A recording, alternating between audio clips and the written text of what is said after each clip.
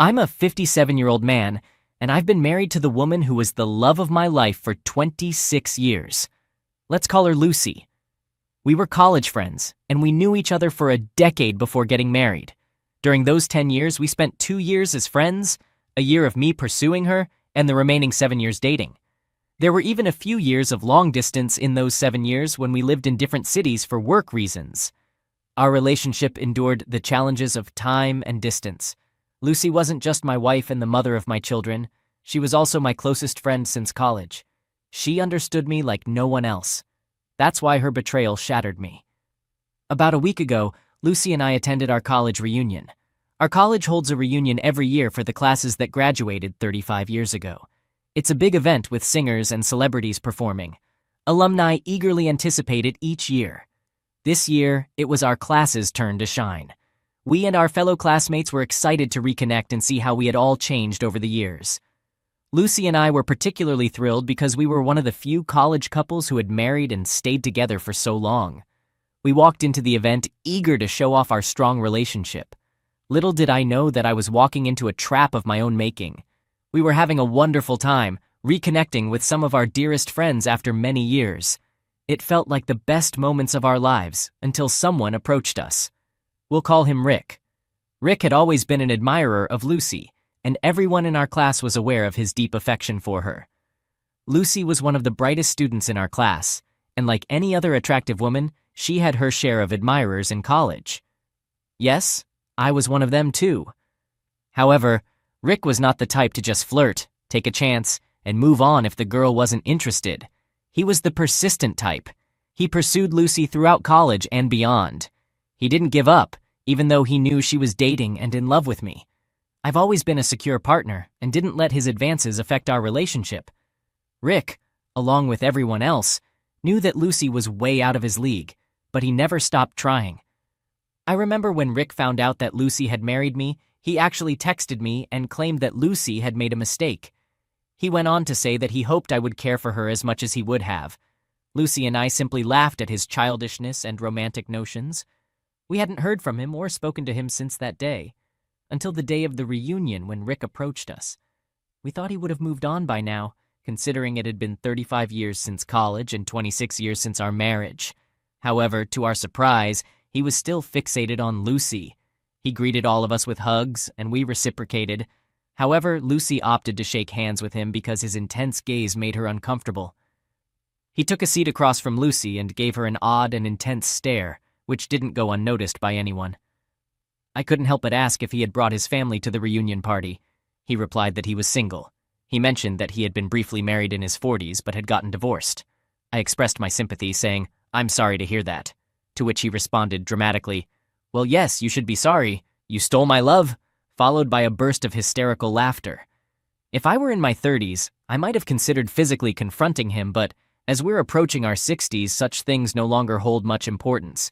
Besides, Rick isn't the intimidating type. He's more of a sleazy, loudmouth guy you wouldn't pick for sports. Even though everyone heard his joke, no one responded, and you could feel others becoming uncomfortable, so we mostly brushed it off. However, Lucy became noticeably quiet. Nancy and I, Nancy is our close friend from college, took Lucy aside. We tried to lift her spirits, encouraging her to forget about the troublemaker and enjoy the rest of the evening. Knowing that Lucy tends to overthink things, we both attempted to ease her mind. Suddenly, Rick approached us out of the blue. I suspect he had been keeping an eye on us all along.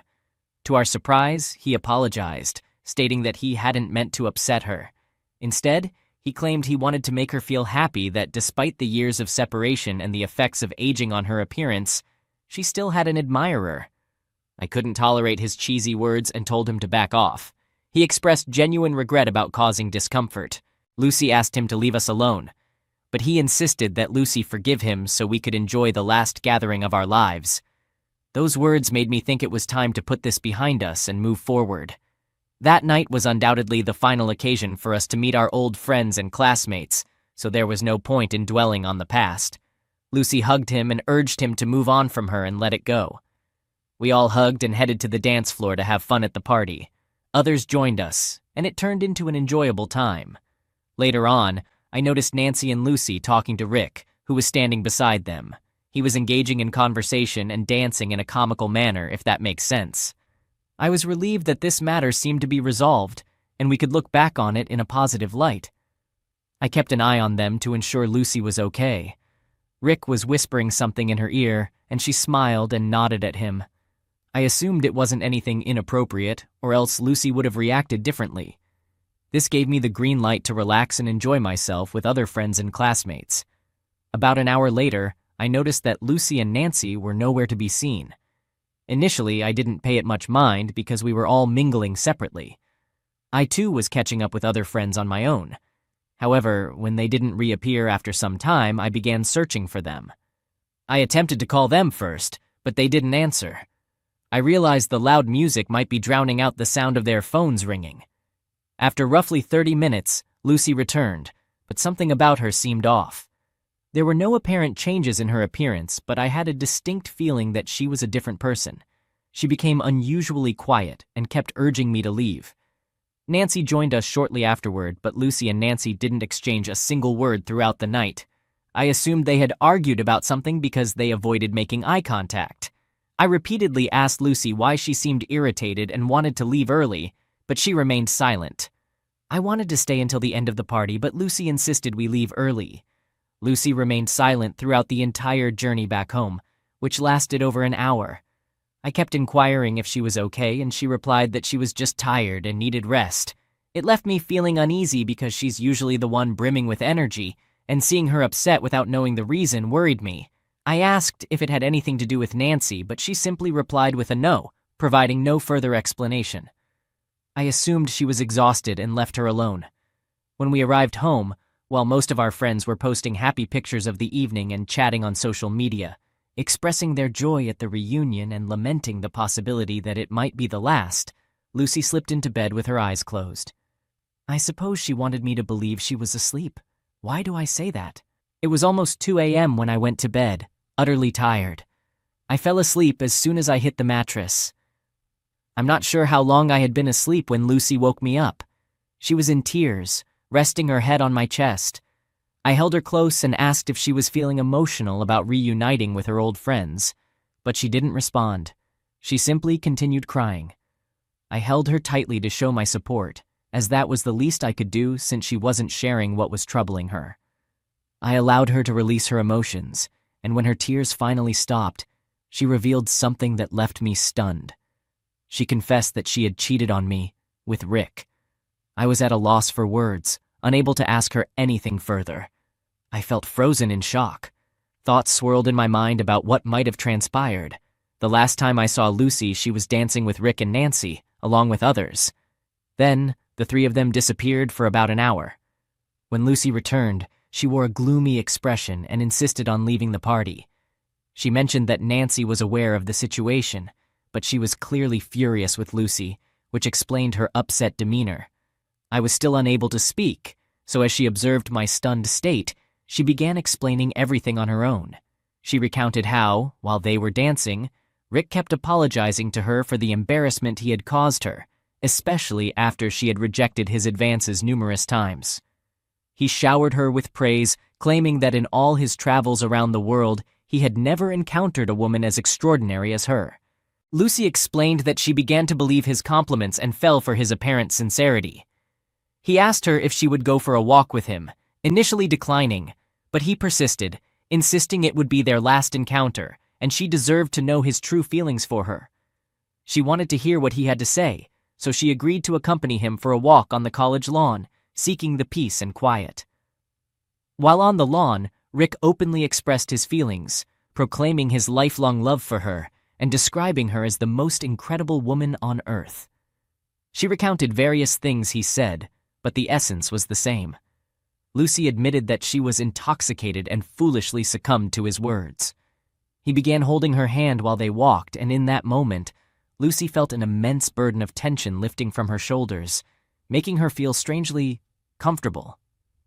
I won't delve into further explicit details of what she shared with me about what happened, but she told me everything, absolutely everything.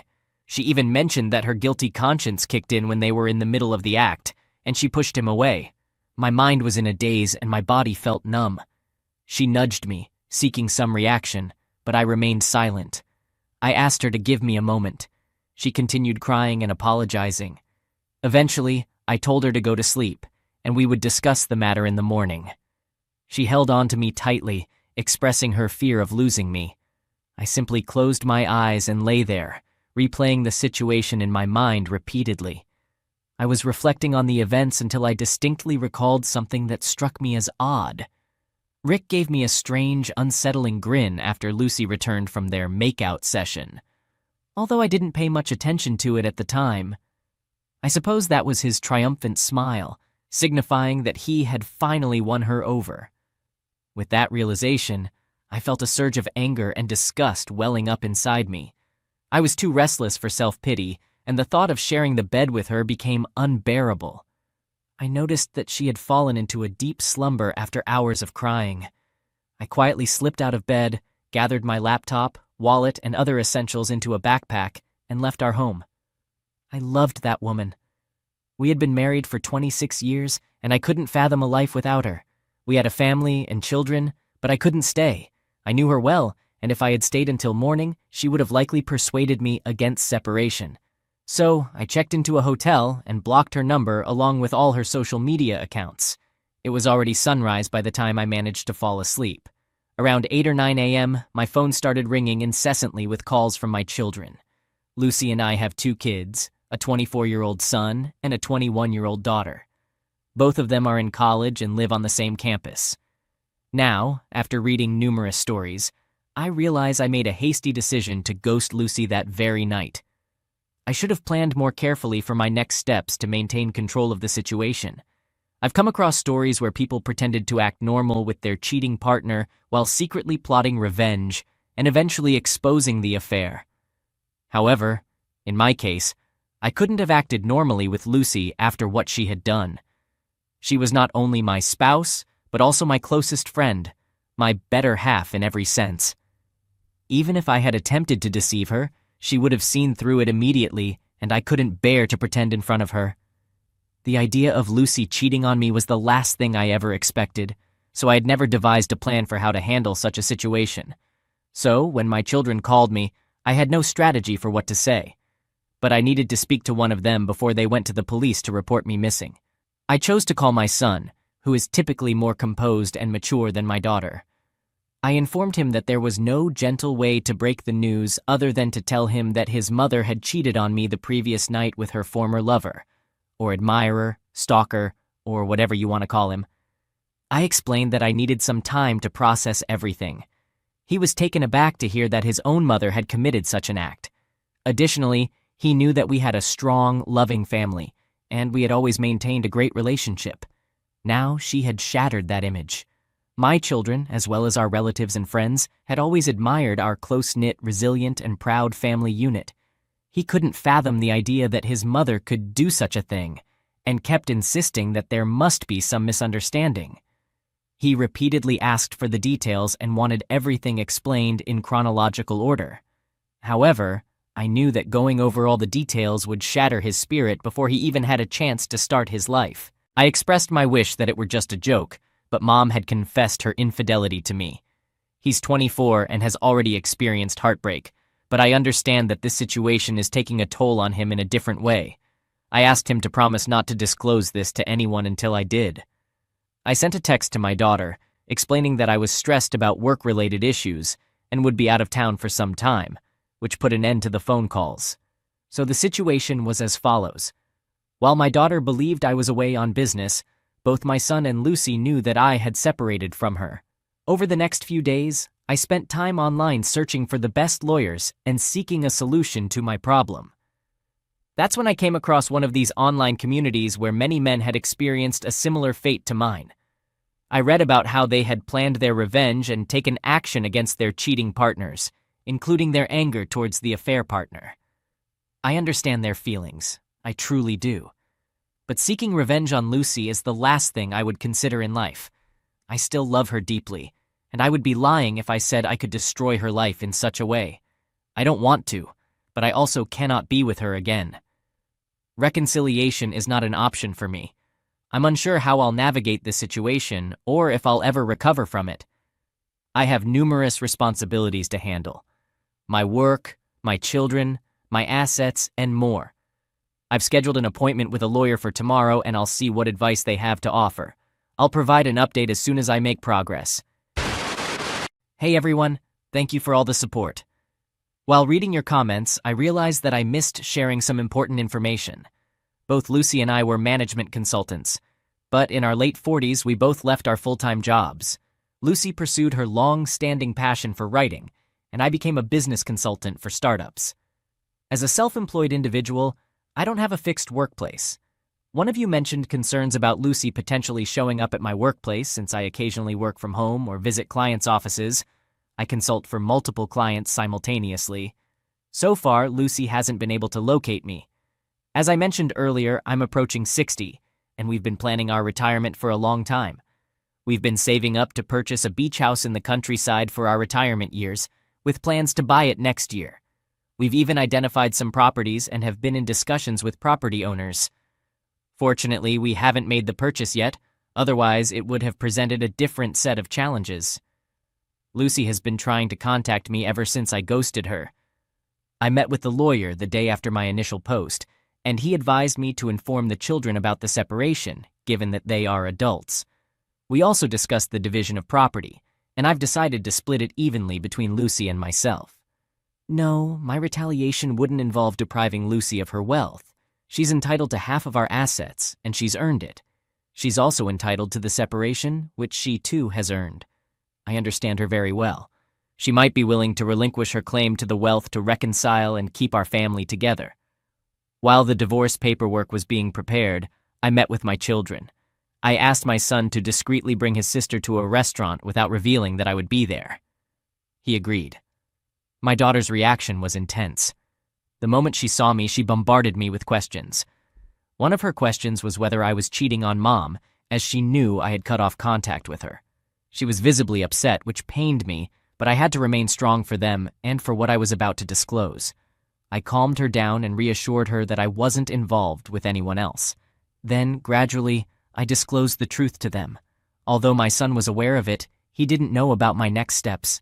My daughter was devastated to learn that her mom had cheated on me. She had been living with Lucy for the past 15 days since I left the house. She hugged me and apologized for being angry with me. They both inquired if I could consider giving our marriage another chance, but I made it clear that I was pursuing a divorce. They both broke down emotionally. Witnessing their tears was heart-wrenching, but they understood my pain. They pledged to support me through this challenging period. I assured them that I was separating from their mom, not from them, of course. My daughter informed me that Mom, Lucy, had not been eating or sleeping properly. She's been oscillating between crying and nervously pacing while trying to reach me endlessly. She even drove to several of my clients' offices to inquire about my whereabouts, but they all informed her that I hadn't visited their offices for 2 weeks. When our daughter asked her if something had happened between us since it was the first time I had acted this way, Lucy didn't respond to her question.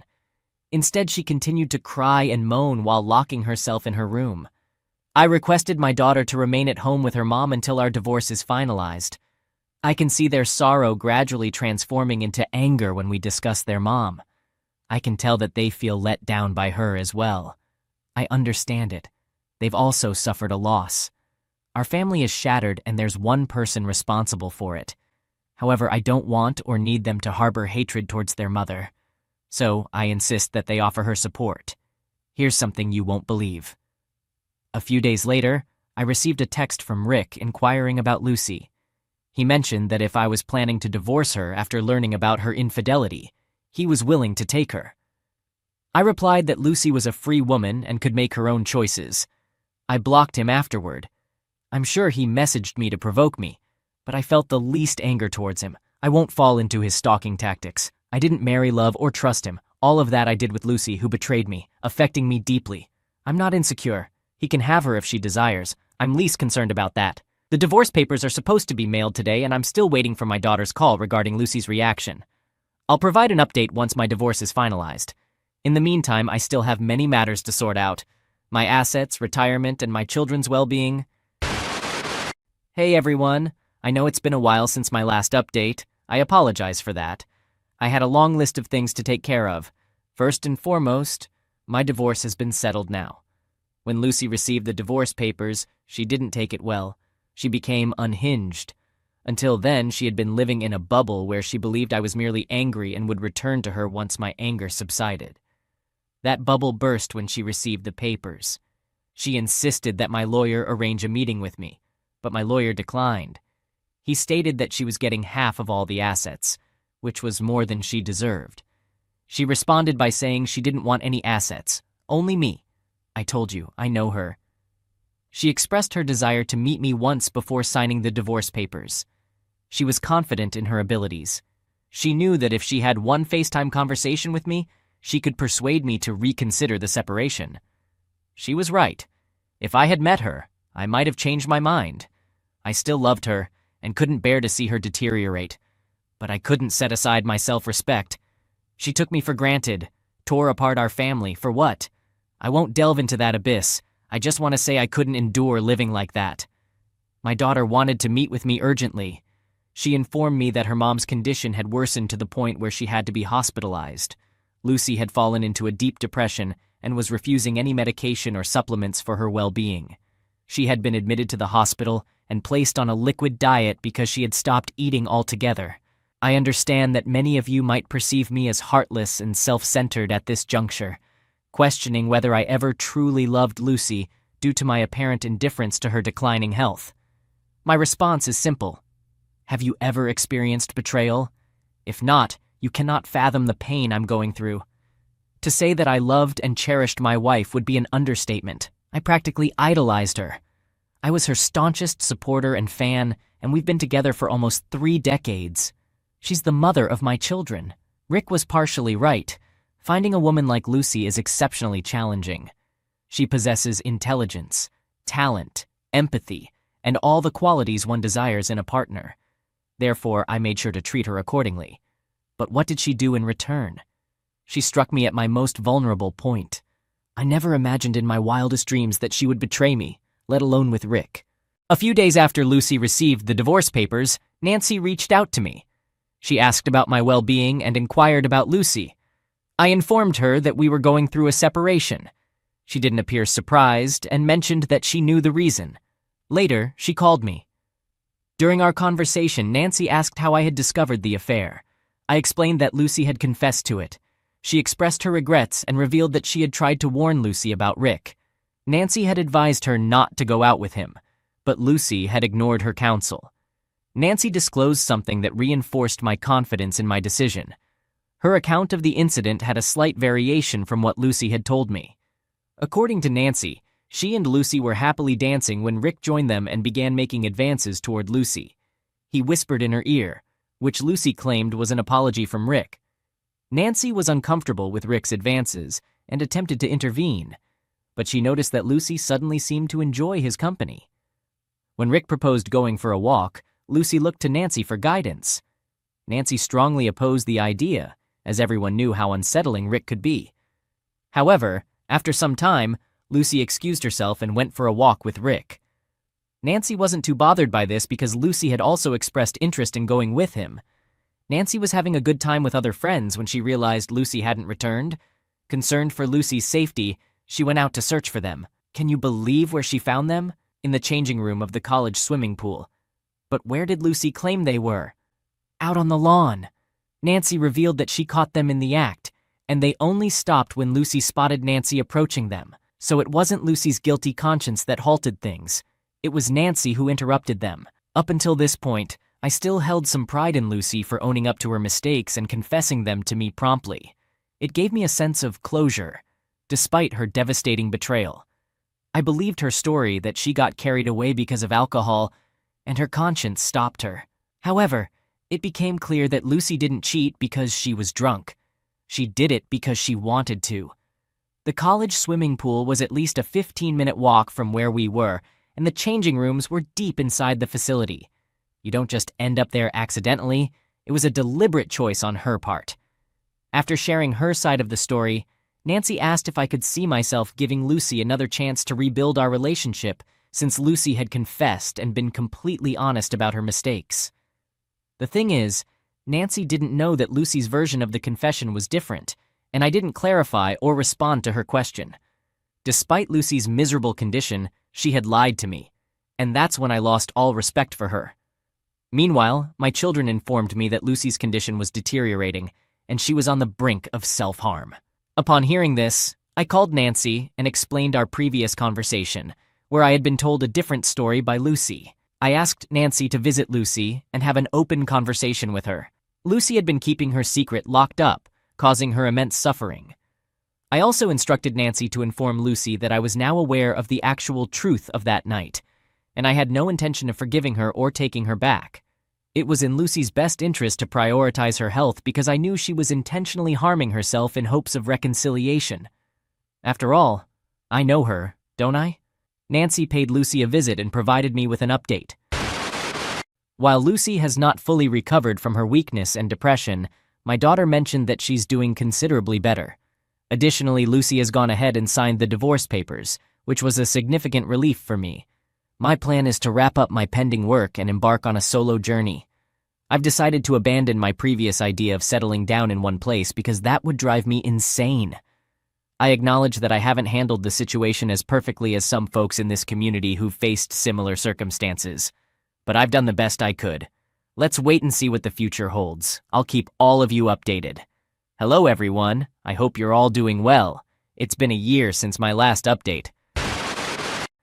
I wish I could say time has flown by, but it hasn't felt that way for me. I spent a few months in a motel and later rented a condo for a few more months until my divorce was finalized. As for my work, as I had planned, I gradually transitioned to clients with whom I could work remotely 100%. Regarding the money that Lucy and I had saved for our retirement home, she received 50% of it, and I distributed the remaining 50%, which was my share, evenly between my 2 adult children. I don't have a need for it, and they are responsible enough to put that money to good use. As for Lucy, she is still undergoing therapy. Nancy maintains regular contact with Lucy and occasionally checks in on me. She shared something surprising about Lucy that I never expected. Keep in mind that this information comes from Nancy, who is still supportive of Lucy, so take it with a grain of salt, but she has no reason to deceive me. Here's the revelation. Brace yourself. Despite my repeated claims that I know Lucy well, even after her infidelity, hearing this made me question whether I ever truly knew her. I always considered Lucy a strong woman with a resilient mind, but it seems that loneliness took a toll on her. Lucy began chatting with Rick, and he reciprocated by expressing his love for her until he learned about our divorce. Strangely, as soon as he found out, he started acting strangely and essentially ghosted her. Lucy was heartbroken to discover that Rick stopped communicating with her after she informed him about the divorce. She reminded him of his claims of love and desire to be with her despite everything. It turned out that he was merely flirting with Lucy for a casual physical relationship, which he got. He stated that he couldn't commit to a marriage or any emotional relationship with Lucy because she's such a strong-willed woman. For those who know Lucy, it's nearly unbelievable that she pleaded with Rick for a relationship. She couldn't have stooped lower because everyone knew Rick to be unsavory. Rick revealed his true intentions by admitting that he was only interested in a physical relationship, while Lucy sought emotional support, not just physical intimacy. He mentioned having a live-in partner and being content with that arrangement. It appears that all of his love and admiration were insincere. When Lucy and Rick had a disagreement, he concluded it with a hurtful remark. He indirectly taunted Lucy by suggesting that he had succeeded in deceiving her. He claimed that he thought Lucy was intelligent, yet he managed to trick her, implying that he was the cleverer of the two. This caused her to sink deeper into depression, as she had lost everything by falling for his deceitful lies. The last update I received about Lucy was a couple of weeks ago. My daughter had been staying with Lucy since I moved out of the house. She needed someone's company to help her cope with her depression. However, after living with her for a year, my daughter realized that she could no longer coexist with Mom, as Lucy had become extremely difficult. Lucy, who was once emotionally resilient, has transformed into an insecure and erratic individual who constantly seeks the presence and attention of others. She has also become delusional and disoriented. Lucy has morphed into a controlling and possessive mother. She bombards my children with calls and messages if they don't respond promptly. She even insisted that my son move in with her until he got married, but he declined her request. She has been pressuring my daughter to spend time at home instead of going out with friends or taking vacations. My children are no longer kids. They are adults now and can't be restricted. Whenever my daughter tried to address Lucy's intrusive behavior, Lucy would break down and express her fear of losing them, especially after losing me. My children reassured her that they had no intention of abandoning her and were doing their best to help her cope with her depression. However, they warned her that if she continued to be so controlling, they might have to reconsider. This led to heated arguments with the children, accusing them of not supporting her during her most challenging times. This behavior is unfamiliar to me, and my children are equally perplexed by it. Ultimately, they had to confront her, explaining that it was her actions that had disrupted our once happy and loving family.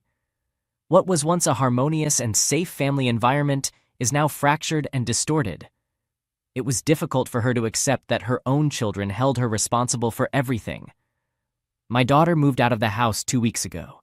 She informed me that she had tried her best to assist Lucy, but she couldn't put her life on hold to care for her. I believe my daughter's decision was reasonable. She needs to move forward with her life, and Lucy needs to regain control of her own life. While some might take satisfaction in seeing their cheating ex-wife in misery in their 20s or 30s, I couldn't find happiness in this situation. I felt genuinely sorry for her condition. Her poor choices have condemned her to a lifetime of suffering. I hope she can rediscover her former self, a confident, strong woman who doesn't need to rely on people like Rick for emotional support. As for my own journey, I've spent the past year living in 4 different countries, exploring local cultures, savoring diverse cuisines, and immersing myself in entirely new lifestyles has been a great experience. Initially, I was disappointed that my retirement plans had to take a different path. I had always envisioned spending my golden years in peaceful harmony with Lucy. However, now I find satisfaction in having embraced various cultures and lifestyles. I've had the privilege of meeting incredible people in different corners of the world. To clarify, I haven't entered into any new relationships, nor am I actively seeking one at the moment. I'll remain open to whatever the future has in store for me, and I'll keep you updated if anything significant unfolds. Hello, everyone. I apologize for not providing updates over the past few years. The truth is, not much noteworthy has occurred in the last 2.5 years, except for my extensive travels to more than a dozen countries and my renewed passion for painting. Initially, I initiated this thread to share my story about my cheating wife, and there didn't seem to be a point in updating it with my travel experiences, so I refrained from doing so. However, there has been an event that prompted me to write this update. Last month, after 4 years, I had the opportunity to meet Lucy again. This reunion was due to my son's upcoming wedding. Yes, my son has found the love of his life and decided to tie the knot. He called me 2 months prior to the wedding and expressed his desire for Lucy and me to meet the girl's parents. Initially, I was hesitant and suggested that I could meet them directly at the wedding. However, I realized that it wasn't about me. It was about fulfilling my responsibilities as a father. The girl's parents graciously hosted a dinner for us a week before the wedding. Although I hadn't confirmed my attendance, I decided to join at the last moment. It was somewhat challenging to see Lucy in this context, as I would have preferred to have one of us attend. Nevertheless, I understood that I needed to be there for my son. Upon my arrival, Lucy seemed surprised. She appeared different, and her eyes conveyed that she had undergone some changes. She greeted me with a polite smile, but I could sense that she was feeling tense. Throughout the years, she had always maintained her long, thick hair, even as we grew older, but it seemed she had aged more than expected during those 4 years. Interestingly, they seated us next to each other at the table, making me suspect that our son hadn't informed them that this would be our first encounter in years. It's worth noting that this situation posed no issue. In front of others, she remained silent. But as soon as we had a chance to talk privately, she commented that I appeared healthier and happier. I acknowledged it, attributing it to cutting off all the toxicity from my life. This caught her off guard momentarily, and she glanced around to ensure no one overheard us. She inquired if I was in a relationship, but I evaded the question, stating that my relationship status shouldn't concern her. During our conversation, I barely made eye contact with her, focusing my attention on everyone else primarily. After the dinner, when it was time to leave, I bid everyone good night with hugs, but I simply nodded my farewell to Lucy, telling her to take care. I suppose she didn't anticipate that, as she also stood up when I was saying my goodbyes to everyone. It happened quickly, so I don't think it was too awkward for the others. Surprisingly, my interaction with Lucy was quite uneventful. She seemed either intimidated by me or too anxious to engage in more open conversation. Whether she was overthinking or not, I didn't dwell on it much. After leaving the gathering and stepping outside, my son accompanied me and offered for me to spend the next few days with him, but I declined, assuring him I would call. I then drove to my hotel. By the way, I don't have a permanent residence. I'm mostly out of town, and when I'm in town, I stay in a motel. Transitioning into a nomadic lifestyle after being a family man for 26 years was challenging, but I've grown accustomed to this adventurous life, and I'm thoroughly enjoying it. Aside from my family situation, I have another update. I now have a companion. Yes, during my visit to Tokyo 2 years ago, I met Ashleen, who is 52 years old. She had recently come out of an abusive relationship and was savoring her first solo trip. We connected while hiking up a mountain. We became friends because neither of us was seeking a romantic relationship at the time. After our time in Tokyo, I was about to head to South Korea, while she was heading to Thailand. We stayed in touch for the next 6 months, and eventually decided to plan our trips together. For the past year and a half, we have been traveling together to over 8 countries. We became travel companions and didn't rush into anything physical or emotional during the initial 2 months of our travels. We both took our time getting to know each other better, and we were clear from the start that we didn't want to get married. For now, we want to relish the experience of traveling and exploring different places. My children were aware of Ashleen, but they chose not to disclose this to Lucy, fearing it might trigger her depression again. After arriving at the hotel, I called my son to explain why I declined his invitation to stay with him. I informed him that Ashleen had accompanied me to town, and I couldn't leave her alone. I expressed my desire for Ashleen to attend the wedding. He was excited, but also apprehensive about Lucy's reaction. I emphasized that Ashleen should be at the wedding because she's my partner and should meet my family. My son added his sister, my daughter, to the call to get a second opinion, but mostly to discuss it among the 3 of us. She agreed with me that Ashleen should meet the family. The wedding was a week away, so I used that time to give Ashleen a city tour since it was her first visit to Kentucky. Now, on the day of the wedding, as soon as we arrived, I noticed Lucy already staring at me. She was visibly upset when she saw me holding hands with Ashleen at the wedding venue. I had already warned Ashleen about the possibility of Lucy's unpleasant behavior, but she assured me she could handle the situation. This was the first time I witnessed how controlling Lucy had become since our separation. She rushed toward us and grabbed my wrist, attempting to pull me aside. I firmly told her that I didn't want a private conversation with her. She questioned if Ashleen was my girlfriend or if I planned to marry her. I replied that it shouldn't concern her and asked her to leave us alone because the guests were arriving, and some were noticing Lucy's tears and anger. She insisted that she didn't care about anyone else and needed to resolve this matter one way or another. My daughter intervened and tried to calm her mom down, but Lucy refused to go with her. We pointed out that she was disrupting the wedding. She responded loudly that she didn't care. At this point, my usually gentle daughter turned into a force to be reckoned with. She didn't just lose her temper, she gave Lucy a stern talking to that I never expected from our daughter. In a hushed yet commanding tone, she told her mom, "Yes, Mom, you were supposed to walk into the wedding on Dad's arm and be with Dad, but you chose to be with some random guy. So either accept it and move on right now, or I'm going to make sure you're kicked out of the wedding before it even begins." I almost wanted to intervene, as it's natural for a parent to do so when they see their child in distress. But my daughter was tougher than I could ever be when it came to her mom. As she pointed her finger at Lucy and meant every word, I felt the tension in Lucy's grip on my wrist release. I saw Lucy's face quiver as she let go of me, and she stared at me for 3 seconds. During that time, her expression shifted from anger to betrayal to sadness. She didn't say a word, but her face revealed a whirlwind of emotions. After this, Lucy walked away. Needless to say, she didn't introduce herself to Ashleen. On a positive note, my daughter apologized to Ashleen, who then hugged us. I reassured her that there was no need to apologize. My daughter is strong and I'm proud of her. I could see that my daughter was emotional when she said, "It's on her, Dad. We've suffered enough. She needs to move on or leave you alone." Lucy had made everyone's life miserable, yet she had expected sympathy and care from some friends over the years. My children don't have a family home to gather in for special occasions, and I acknowledge my responsibility for that. During the rest of the wedding, Lucy grew increasingly upset that our children were supportive of me. She either stood in a corner or appeared more excluded than a mother of the groom should be. She didn't even join us for the family photo.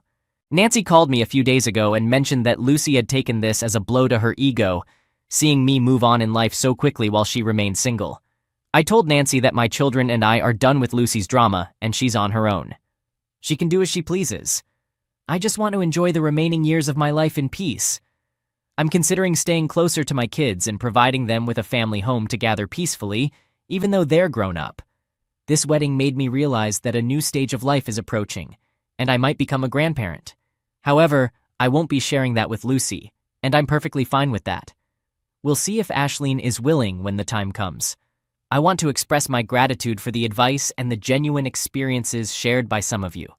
I wish you all to remain loyal and true to your spouses. If not for yourselves or your partners, do it for your children. Life is good, and there's always more to enjoy. Take care.